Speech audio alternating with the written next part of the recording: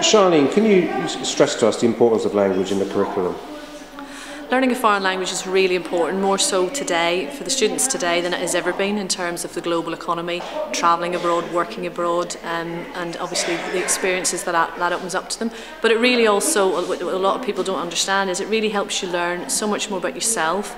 The skills that are involved in learning another language are so much more transferable. They have to investigate, they have to look for patterns, there are all these other skills that they need to be able to figure out, and it can help them so much more with learning how their own language works. And in terms of communication, well, you know, that's the biggest skill that most of our young people are going to need in the future. And it's important, especially now we're in the middle of a recession, that you have as many strings to your bow as possible when you go to the job market, isn't it? Well, that's right. I've just been, obviously Year 9 have just been doing their options at the minute, and that's one of the things I've said to them. It is an extra string to their bow. It's something different to put on their CV that maybe other students won't have, and it will make them more employable, more marketable. Most of our companies have to trade with foreign countries abroad and so on, so yeah, it's definitely very useful for them in those terms. And today, Thursday the 12th, the news is that in Scotland and Wales and Northern Ireland, a lot more students are embracing their indigenous languages. Is that an encouraging thing as well? I think that's fantastic to hear that, because obviously in schools we've always been trying to do the languages of Europe when their own languages and their own indigenous languages have been there and maybe ignored. So bringing those back into the importance, and that's going to help them understand who they are, where they come from, historical contexts and so on.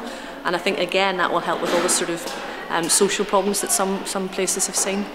And some linguists say that the ability to speak in two languages is actually improves the brain. Would you agree with that? Oh, definitely. That's what I'm saying. The skills that you have to learn really do improve the brain, and you've got to think and you've got to sort of work things out a bit more. Whereas in some other subjects you don't have to do that. It's maybe just learning facts and learning things by rote. You have to work things out. You have to be able to think on the spot, manipulate things and so on. And just to stress things, here at Grace School and Media Arts College, do you just do French or more than that? We just teach French, but we do have lots of students with different backgrounds, so we encourage them to sit those exams. We've got some students this year doing Portuguese, Spanish, German, Russian.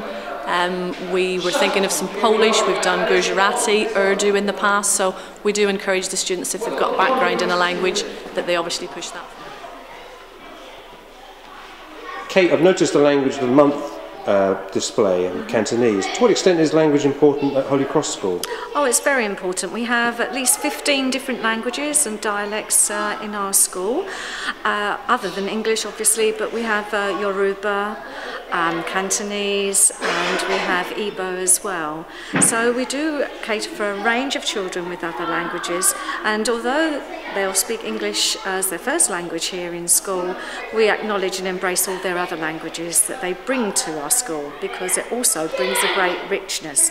As you can see, we've got the Language of the Month, it's Cantonese this month, and what that means is that there's a website belonging to Redbridge, and they have lots of numbers and names all in their different languages, and teachers use this throughout the month, so that's reflecting us to say that we are acknowledging all the different languages around the world, and to say that everyone can speak the language that they want. Mark, the Welsh language, is it a boom language? I'd say it is to a great extent. I remember my childhood in the 80s growing up in Wrexham, and Welsh was really a bit of a spent force, and a lot of people felt it was dying on its feet. Since then, I mean, the Welsh Channel 4, Welsh language channel is hugely popular. All children in secondary schools have to learn it. They don't have to take the exam in it, but they've got to do it until they're 15. And there's an awful lot. The Welsh culture is a lot more alive than it ever was, I think, really for a long, long time. And what do you think are the benefits of learning the Welsh?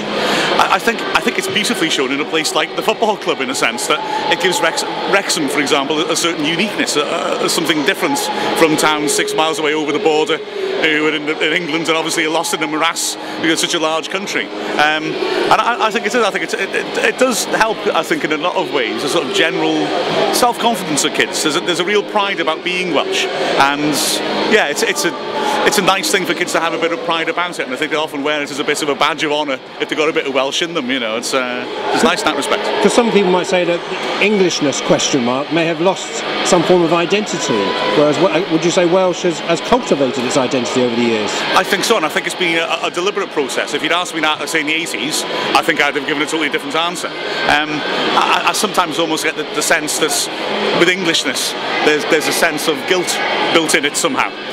Whereas the Welsh, or the Celts, don't tend to have that. And maybe that's because the negative side of this is, I think we do cling on to our history a little bit. Look at them in the rugby internationals this afternoon.